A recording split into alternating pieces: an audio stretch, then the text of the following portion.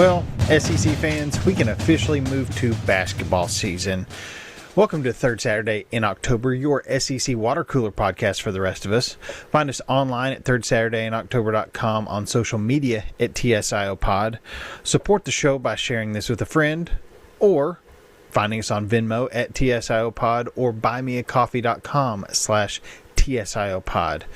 I am Bradley, here with fellow dejected SEC football fan, Jared. How are you, sir? Well, I saw Ole Miss throw a pass into the end zone that seemed to be pass interference and not get a call. And then earlier, a few days before that, I saw Auburn hit a game-winning shot, and it didn't count against Texas A&M. There's been a few things in the SEC that hurt my feelings, but I did see a nice win on Saturday for Auburn, so I'm feeling okay. Yeah. The Cinderella story, I guess, of the college football playoffs, Ole Miss, comes to a heartbreaking end. A very close call, because very close. If you call pass interference, it's debatable. Maybe they had a shot. Yeah. But Miami, kudos to them. Good game. Ole Miss, their defense kind of just fell apart at the end. They looked gassed. Carson Beck running in that was probably the best thing, because it didn't take any more time off the clock. He got in there pretty quick, but that gave Ole Miss an opportunity to drive down the field. I was like, holy crap, they're going to do it. And came up just short. Well, they called the right play to do it. I thought that was a really smart play they've called. Yes. Charlie Weiss proved through this playoff run that, Lane Kiffin can call plays, but I can call plays too. He put together great schemes, great game plans for every battle Ole Miss went into. Since you brought up Charlie Wise, I'm going to just say this real quick. If a G5 school wanted to poach that kid, because he's still young, I'm calling him a kid. If they wanted to get Charlie Weiss Jr., I don't even think they could, because LSU's paying him so much as an offensive coordinator. No, I don't even think a group of 5 school could pay him that much as a coach. No. So now it's like, he's going to do this at LSU for how long, until he wants to be a head coach? But then he's either going to have to take the pay cut to go to the G5, or an SEC school just say, screw it, let's get him. Yeah. Or a P4 school, I guess. That's where I think this goes. I think you see him at LSU for a year, maybe 2, but then he's a head coach somewhere. That's my guess. Yeah, I think somebody's going to give him a shot, and I think. Oh yeah, absolutely, and rightfully so. The dude's smart. And his dad was a decent coach. So yeah, and a pretty successful one as well. Yeah. No, I think he definitely gets a shot sooner rather than later.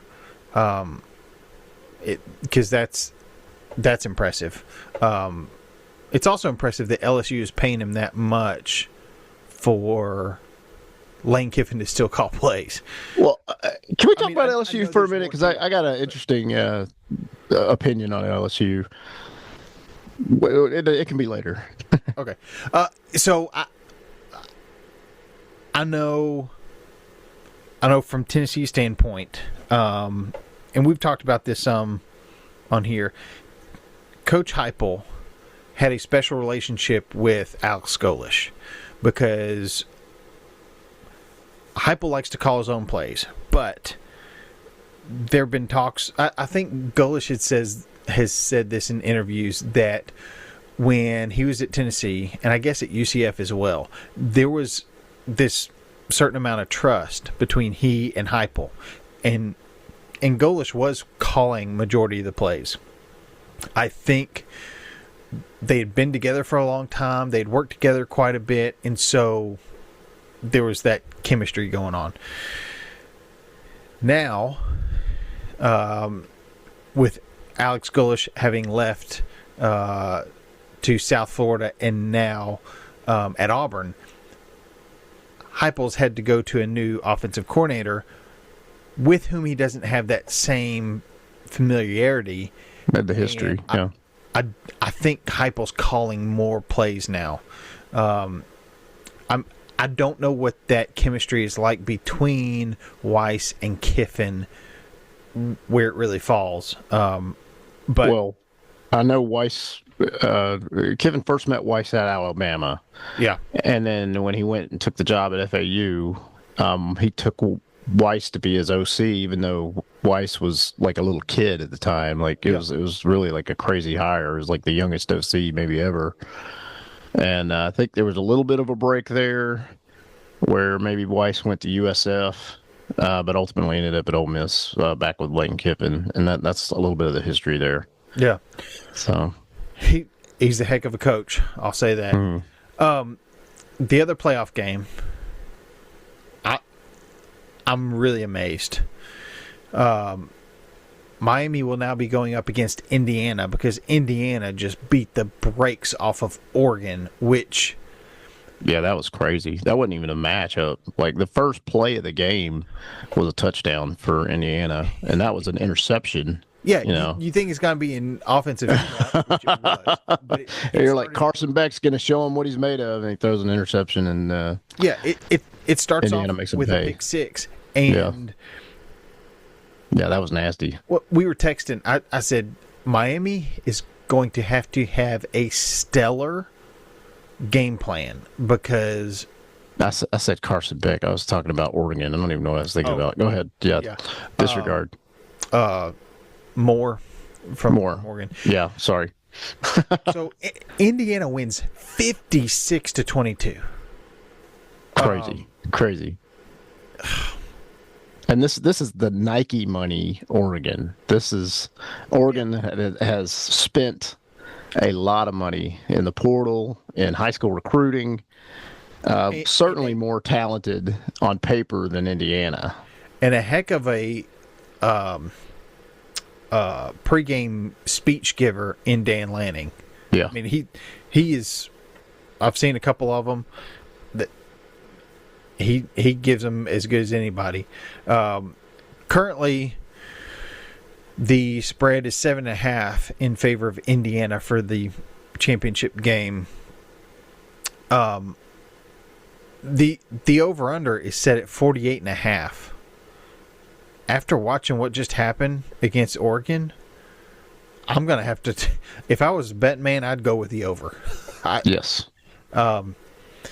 And if you've been on social media anytime recently, you have seen all the Cignetti memes of his scowl. It was on point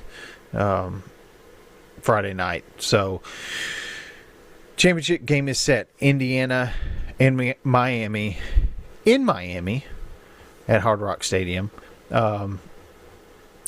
for basically a home game for Miami. But will it make a difference? I'm not sure it will. We have to move on to basketball because we've got no dog in the hunt in that championship game. Just before we do that, though, I want to gripe about LSU real quick. Yes. That whole mess with the quarterback at Washington, was such a disaster for that kid, for Washington.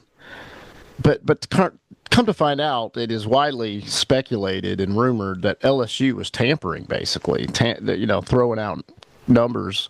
Yeah. And that is what got into that kid's head through maybe bad advice from, whoever, to do the crap that he did and say, okay, I'm jumping in the portal. Like, well, no, you're not. And obviously had bad guidance there.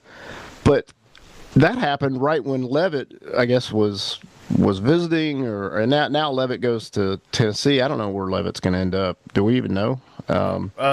Maybe Miami, maybe Tennessee. We don't know. But it just seems so dumb that LSU did that, and it just makes me even more leery of Lane Kiffin. Like, Whether I don't know how much he had to do with that, if anything, but if that's true, it just makes me be like, ugh, dude, I want to see LSU just get plowed next year. Like, I just don't respect him. So Yeah, Lane Kiffin's pretty good about knowing the rules, and well, I heard he chased after Levitt. He went up to Knoxville to try to, mend the fences or something. That's what I've read. I don't know how. yeah, because all I saw was a picture tweeted by Kiffin of the Knoxville airport. So, Well, that's why he went. He went up there to try to have a chat with Levitt. Right, and then I would assume that obviously it was before he went to Miami. I don't know how that visit went, but which sounds like tampering in another way, because yeah, can you do that? I'm guessing this Yeah. would be an official visit for a transfer and head coach from a rival team. Is that allowed? Yeah, I don't know. I guess it's allowed if he's not on campus. But yeah, maybe. Who knows? Yeah, I don't like it. It's a mess. The NCAA is going to drag their feet, and then they're going to get sued for, no, you can't do that because you hadn't done anything for so long. What a mess. SEC basketball, though, it's nuts. Florida beats Georgia handily. Tennessee beats Texas handily. Yes. South Carolina beats LSU by 10. Auburn is robbed against A&M. Certainly felt that way. So what was the ruling? That he did not get the shot off in time? They're saying the clock expired. It looked like their clock on the time. There was time on the clock, and then they're like, "Well, that's not the right clock." It's like, well, what clock are we supposed to look at? Like, whose fault is that? The reason that they had that clock reset is so it can be. I don't know. It's a frustrating thing. Auburn's gotten a lot of bad calls from refs in football and now in basketball, and it's just it's becoming a thing. So yeah, that was bad because that one,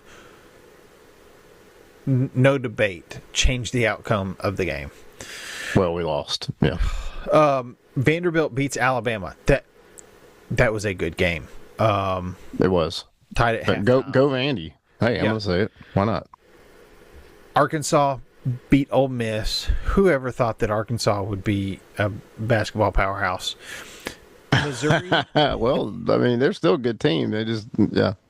Anyway, Missouri goes into Rupp Arena and gets a win for the first time ever. True. To put Kentucky 0-2 in SEC play. Mississippi State beats Oklahoma. That takes care of your midweek games. Then Saturday, Vanderbilt stays unbeaten, 16-0 over LSU by 11. Texas beats Alabama. Surprised me a little bit. That one was in Tuscaloosa as well. Auburn just manhandled Arkansas, a really, really good basketball team. Auburn finally starting to put it together. I mean, y'all played well, but that was a game where you really put it all together, and I was impressed to see that. Yeah, I think Auburn just was like, we're not going to do this to the fans. We're not going to start out,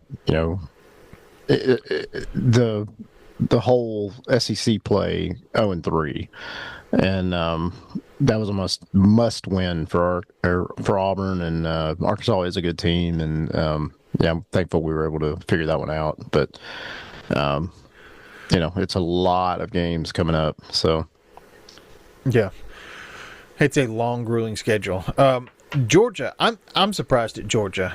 Yeah, they're good so far. 14-2, 2-1 in the SEC, and yeah, they're excellent over South Carolina. Yep. Tennessee, I think, got distracted with Lane Kiffin in town. And Apparently. maybe didn't board the bus because they decided, hey, we're going to go burn some more mattresses or something. I don't know.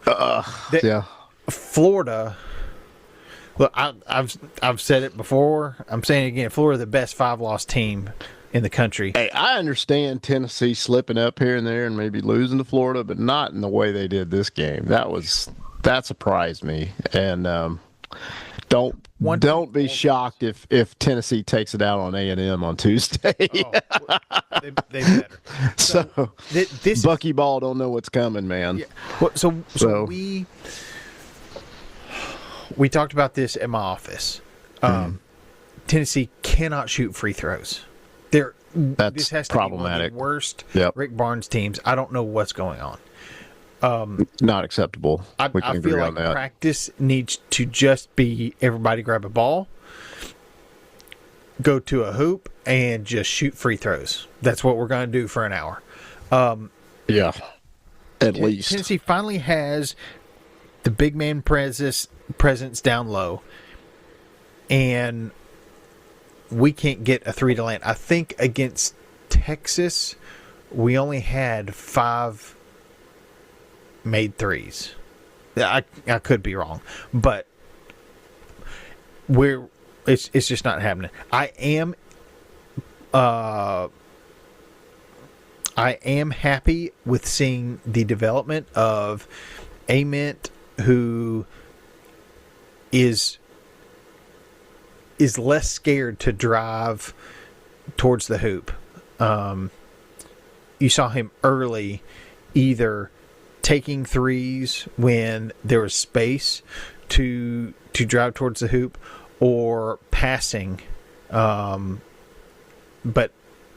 now he's starting to drive. He's starting to draw fouls. That's good to see for his development. A&M gets a win over Oklahoma. Ole Miss wins over Missouri after that Missouri win in Rupp Arena. And Kentucky finally gets a win in SEC play, beating Mississippi State handily. There's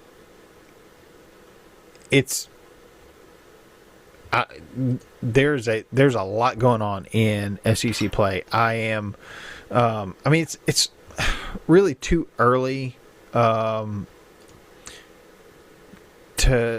kind of look at standings and see where we are. Vanderbilt's the real deal, though. Yeah, they are. They're a good team. This is after Tennessee took one of their big men in Carey. I'm not looking forward to playing Vanderbilt this year, but they and A&M are undefeated in conference play. Then at 2-1, you got Missouri, Florida, Georgia, Arkansas, and Mississippi State. And then everybody else is 1-2 until you get to LSU, who's 0-3. LSU kind of had some problems last year, if I recall. So this seems like the same old LSU. Why am I blanking on their women's coach? She just needs to go coach the men's team. Tennessee had this problem when Pat Summitt was there. There were times it's like, Coach Summitt, can you just coach both?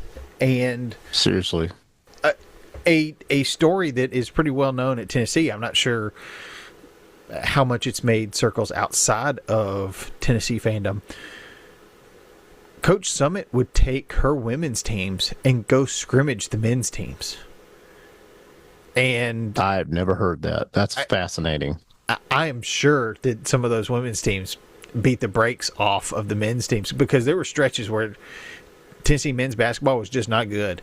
And yeah, but okay, even if the guys are beating them handily, that is really a smart way to prep your team for tough competition. yeah. I don't know. I wonder if schools really do that, because that's kind of a unique thing. Yeah. Coach Summitt was, I mean, what a legend. I do wish that they would lean in on broadcasts of when they're playing at Food City Center in Thompson Bowling Arena. I mean, I know that's already a long name, but it says it right on the court, the Summit, which is great because she revolutionized women's basketball. The UConn women's team would not be who they are without Pat Summit. Agreed. I'm blanking on UConn's coach's name, but he has said that. He said, we would not be who we are, and I would not be the coach that I am if it hadn't been for Coach Summit, because everybody was just chasing Tennessee, and then she's a legend. Figured out how to do it at UConn, and those were some fantastic matchups when those two teams would play. But then having a name like Summit on Rocky Top, it fits. It does. Yep. But there are that's just a little history lesson for women's college basketball, which honestly I wish I could follow women's basketball a little bit more, but it's hard to do with. Well, I do know that Auburn's women's team got a nice victory today against Florida. So hey, there you go. Little house divided there. For those who don't know, my Jared's wife is a Gator. Yes, is Florida through and through. She doesn't follow women's basketball either. But back to men's basketball. Here's what we got coming up: A&M at Tennessee, Alabama at Mississippi State, Florida at Oklahoma, all on Tuesday night. On Wednesday, Ole Miss at Georgia, Auburn at Missouri, Kentucky at LSU, Vanderbilt at Texas, South Carolina at Arkansas. And our Saturday slate, Kentucky at Tennessee. Oh, this game always makes me nervous. Alabama at Oklahoma, Florida at Vanderbilt. This is one to watch. That's going to be a battle. Down at Memorial Gymnasium. Gymnasium has no air conditioning, so it's a good thing that happens. It's a good thing it's January. Yeah. Missouri at LSU, Arkansas at Georgia. I'm interested for this matchup. Arkansas is really good. It's at Georgia, though, and Arkansas does not play well on the road, so I'm picking Georgia in that one. So. Well, Georgia's sitting at 14-2. Arkansas 12-4. But Arkansas is still good. So, they play really good at home, but I haven't seen them be the team they are supposed to be on the road yet. So some of the matchups that we were excited about when Texas joined the SEC, they host A&M. Yeah. South Carolina goes to the Plains, and Ole Miss, Mississippi State. I guess it's not a bowl since it's. Can I be honest? This is where I just wish I had I do not have a proper man cave per se, and I wish I did, and just multi-screen and just have nothing to do for the entire day, because this is what I would do the entire day. I get spoiled. Yeah. We have Apple TVs for each of our TVs. And I use the ESPN app, and I can get 4 games on one screen. Yeah, the multi-screen with ESPN, though, it doesn't let you pick which games. Like, they pre-select the games. Not on my Apple TV. Okay, maybe not on Apple TV, but on I'm using an ESPN app, and it does have multi-screen, and it's not an Apple TV. And because it's not an Apple TV, I can't pick and choose what games I want. I can watch multicast, but it might be a Big 12 game, it might be a Big 10 game, it might be Big East, it might be whatever, which is fine. But if I want to do what you're describing, I don't have the Apple TV yet, so that's where I'm at today. I got in on the Apple TV game. I wouldn't say real early, but I know there was a new one about to come out, so they put the old one on sale. I was like, I'll try maybe it, because it's got to be a better Netflix stream box than my Blu-ray player, which is just awful. And so really all I used it for was streaming Netflix at the time, because there wasn't a whole lot out there. There wasn't Apple TV, the content creator. But since then, it's only gotten better. And so now I've got 3 TVs in the house, all with Apple TVs on them.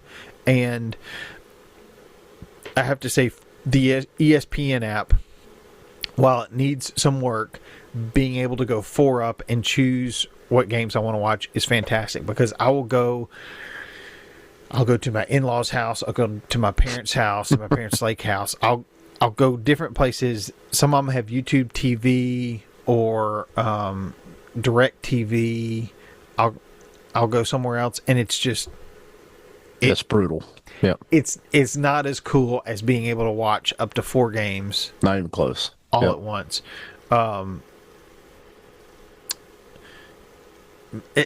The SEC network just needs to create their own app where you can go in and kind of like NFL Red Zone. Truthfully, that would be. I'm already paying for the ESPN app. I would, if I have to, I would pay for the SEC app. I would do that. That if the SEC app created some sort of a Red Zone type package, yeah.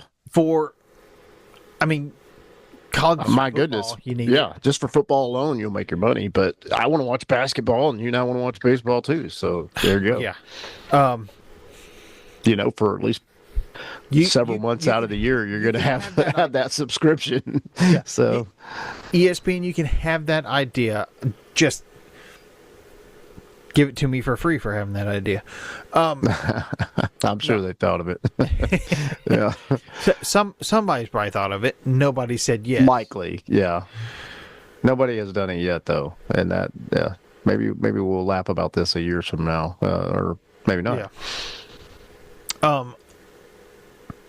Can I tell you about Netflix? I found something on Netflix. This is not basketball related. No, or sports related. Do share. But when I find something that's compelling and I really enjoy it, I want to share it with you, Bradley, and the rest of the, TSIO community. So I found a show that's about 10 years old that I never even knew about, but it just came out on Netflix. It was on Hulu, I guess, before, and it's called 11/26/63, and it's a limited series. Yeah, and it's what's that guy's name? James Franco is in it, and he is basically going back in time, which that in and of itself is interesting. But he's going back in time to try to save JFK, and I'll stop it there. I won't go on and on. But man, that is one of the best things I've ever watched on Netflix. It was fantastic, so and I watched every episode. It was fantastic. I do not log into Netflix often. Well, this one's probably worth it. I'm going to go ahead and tell you if you make the time. This was excellent. So for whatever reason, I logged in the other day and I saw that and I thought, interesting. I didn't really know what it was, but just looking at the preview image, not even a video, and not even seeing any text, I was like, that looks interesting, because that's JFK, but now I'm gonna have to. Well, I just on a whim just said, let me put this on for a few minutes, and then if I'm not feeling, I'll just cut it off. Dude, I didn't stop it. I until it was time to go to bed, and then the next day I was right back at it, and I finished that thing in a day. It is so good, and there's a guy in that show, or in that limited series, that looks just like Chris Murphy. Oh. His name is Frank. His character's name is Frank. So just look for Frank, and then you're gonna be like, that does look like Chris Murphy. You're gonna agree with me when you see Chris Murphy has been busy. So yeah. Well, if you want to see the other Chris Murphy, go watch that show. Yes. It's 11/22/63. It's not 11/26. 11/22/63 is the name of the show, and it's on Netflix as of now. It was on Hulu prior, but I'd never heard of it until it came on Netflix, and I watched it, and bam, amazing. So, well, but when you're not watching SEC sports and you're not listening to the TSIO podcast, that is a wonderful option. Yes. I'm putting that on my list, because the last recommendation you you insisted I go watch was the SEC. Oh yeah, the documentary, which was also good. That was really good. Yeah. So I'm looking at, coming back to SEC, I'm looking at the men's college basketball rankings. Mm-hmm. Let's go with AP, because why not? Yeah. The highest ranked SEC team, Vanderbilt, at 11. Rightfully so. Rightfully so. But the highest ranked, rightfully so. Maybe they're better than 11, but yeah. I think they're better than 11. But in the top 25, you've got Vanderbilt, Alabama, Arkansas, Georgia. I don't know if Tennessee is there. I believe these come out on Monday, midday sometime. I'm not sure that they're still there when this new ranking comes out. Not after how they got beat by Florida. And I'm trying to see if Florida did have some votes in last week's AP top 25. So I expect Florida to creep in at 24, 25, somewhere in there. Maybe Tennessee drop off. And hopefully Tennessee can get back in there with a win over A&M. I'm sure. Yeah, I think Tennessee just need that wake-up call, sadly, and I think they'll. I'm predicting that they are able to figure out A&M, because Auburn almost beat A&M, and A&M is beatable for sure. Yeah, I mean actually A&M lost to UCF, so it's frustrating seeing how well Houston's doing, and knowing we can go toe to toe with Houston. Yep, and beat them. Yeah. Because Houston's a top-ranked team, so they're a top team. Number 7. Their only loss is to Tennessee. They're 13-1. Right. We lost to Illinois, who's 11-3. Well, that's just going to make those A&M and Kentucky victories even more sweeter. So, and truthfully, I will trade an A&M loss for a win over Kentucky any day, and on Saturdays. Well, Kentucky seems beatable, so they do. I'll be curious to see if that's still the way you feel here in a few days. So, well, Kentucky's still Kentucky, and they are Kentucky. When you look at a graph of,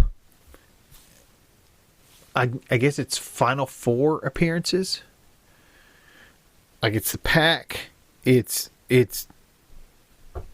Duke, UNC, maybe UCLA, and then in another stratosphere is Kentucky, and it is absolutely insane.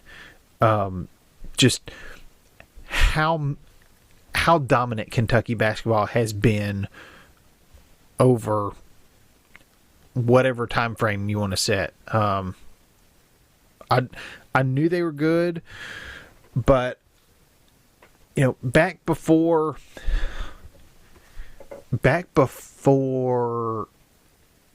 I guess 2007, 2008, I did not have cable. And so internet was still in its relative infancy. Not like it is now. We didn't carry it around in our pockets. It was hard to keep up with teams other than your own team. I could keep up with Tennessee.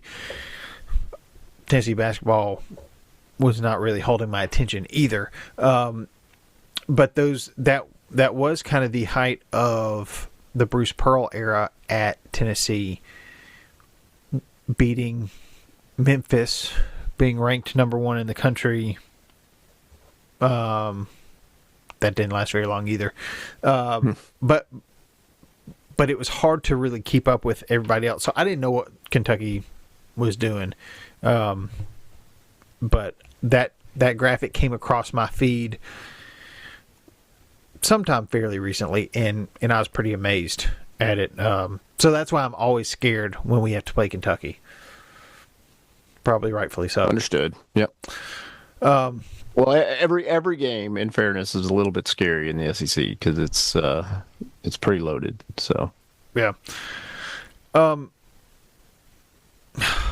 It's basketball season, and for me, honestly, I enjoy basketball. I want to hear how Tennessee baseball is shaping up. I don't know what updates you have that would be appropriate for this episode.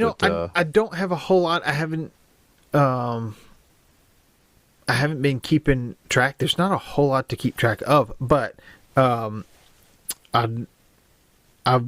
still very pleased at how our coaching search ended up. I think Elander's fantastic coach, and I'm glad they're giving him a shot. And I think he's got the players. So I'll do some digging. Hopefully next week I will have a Tennessee baseball update. Just kind of seeing how winter workouts are going, because we've got man, it'll be here soon. They'll next thing you know they'll be ready to play. Games start in about a month. That is wild. That's wild. And part of the reason why I remember this is because last year, I believe the home opener was either on February 14th or 15th. Man. The company I work for, one of the things we do is seating for athletic facilities, and we do the seating for Tennessee's baseball stadium, Lindsey Nelson Stadium. Opening day at Lindsey Nelson Stadium, we were still finishing installing seats. The construction schedule just was behind, and we had everything ready. We're just itching to get in.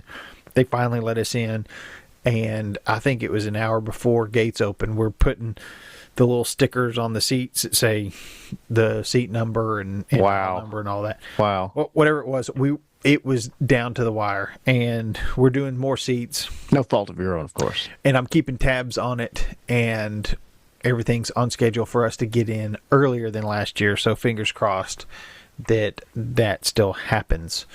Yeah, maybe you get to make a little trip. I need just quality assurance. Quality just checking in with a client. Yeah. We also do a lot of the boxes at Neyland Stadium, and the Thursday before our home opener, one of our field managers in Knoxville texted me pictures from the boxes, and I said, dang, you're about 2 days early, because that's going to be one heck of a seat come Saturday night. Well, and you got the Savannah Bananas playing up there this year. So yeah. Savannah Bananas. Are they playing in Neyland, or are they playing in? Actually, they're not playing in I think they're playing the football stadium. Yeah, they're playing the football stadium. Yeah, because they sold 100,000 tickets, which I think is their biggest event to date. Yeah. So yeah, if you want to go big, go to Knoxville, and if you want to go even bigger, go to Bristol. Because I think Tennessee holds the record for largest attendance at a college football game when they played. It was Virginia Tech, right? When they played at I believe it. Yeah, I think it was Virginia Tech. At the track there, the racetrack. Absolutely, yeah. I remember that. Yeah, that was kind of a wild venue for a football game, but yeah. Yeah. It's kind of like when hockey plays like at a football stadium, That's so cool. I think that's so cool that they do an outdoor rink. And I've heard from players, and not personally, but I've seen interviews where the players say this is awesome because, especially for the Canadians, that's what they grew up doing. They grew up playing outside. You go up to Minnesota, Wisconsin, way up there, and in the winter the ice gets thick enough that you can actually do that here in Well, Nashville. it might have been, go ahead. A year or two ago, they had Nebraska did something where they had like a volleyball game in their football stadium. Dang. And it was like packed, Yep. packed to capacity. Everybody going to watch a girls' volleyball game or whatever. Um, and I remember seeing that and being like, that's pretty cool. Yeah. It's, by the way, it's pretty intimidating, Yeah. college volleyball players, because at Baylor, which I don't know how many schools do this, but Baylor gave you a point for every sporting event you attended. So I was obviously at every football game getting sunburned. I was at You got the picture to prove it. yeah, pictures or it didn't happen, and it did happen. We were on probation for basketball, so we could only play a Big 12 schedule, and we couldn't have any postseason participation. That's a story for another day. I was at just about every home baseball game. I went to a bunch of tennis matches. My roommate wanted to go to volleyball games. And as a kid who is 5'7", those women playing women's volleyball are huge and ripped. And Yeah, they're like the Amazon women. yeah, They're, I mean, there weren't a whole lot of people going to these volleyball matches, so we were down close, and yeah, scary. It was. I'll just leave it at scary. But what was great is you get a point for every sporting event you go to, and at the end of the year, I cashed in my points, and I think I got. Because like at 5 points you get a hot dog, at 10 points you get a cheeseburger, and on and on. So I got the hot dog, the cheeseburger, Baylor shorts, a Baylor t-shirt. I think like one of those little cinch sacks. I got so much stuff that I was walking home with, and I couldn't even get everything because they ran out of. It was one of the last. I think it was one of the last baseball games of the school year, and they're just kind of like, well, if this fits, you can have it. Time to cash it in. Yep. Yeah, I was walking funny. around. I was walking home with a lot of stuff that day. But it. Well, yeah, it and was, you earned all of it. So it was like Baylor, because we were decent at baseball at that time. Basketball. Remind me. We'll talk about basketball maybe next week. Football, I was going to watch top 25 teams in Texas Tech, Texas, A&M, Oklahoma, Nebraska was in. yeah, this is Big 12 pre-TCU. Yeah, it's pre-TCU. This is when Missouri was still in the Big 12. Yep. Isn't that wild? Who would ever imagine back in that time that those schools, all of those schools, would now be in the SEC, except for Texas Tech. That's wild. So we went to I had a friend who was taking tennis as one of his PE classes. So one of his things for homework was he had to attend so many tennis matches. Well, they ended up being a blast, so we went to a bunch of them. And what was funny is most of them were international. Most of the Baylor players were international players. And especially because you can hear really well at tennis matches, they had a no cussing policy. But because these kids are not Native American speakers, they would cuss in their native languages. And the coach was figuring it out and was like, you can't. It doesn't, I know the bad words in your language too. Yep. You can't say that. Yep. But it was a blast. I'm trying to think if there were any games, any sports I did not attend. I think we tried just about everything that gave us credit for those points. But yeah, there were some good sports going on at Baylor at that time, and playing a lot of really good teams too. Oh, I don't have that kind of time anymore. Not with kids. Nope. Jared, thank you again for talking a little bit of football, a lot of Yeah, basketball. very, very little. Yeah. Find us online if you want to be part of the conversation. Third Saturday in October.com, on social media at TSIO Pod. Support us by sending this to a fellow SEC fan or finding us on Venmo at TSIO Pod and buymeacoffee.com/TSIO Pod. I'm Bradley, saying heroes come in all sizes and roll Vols. Amen. War Eagle. Thank you, Bradley. Tailgate, pancake, living room, pregame, burgers, ribs, chicken wings, chip and dip, pregame, scotch and a lot of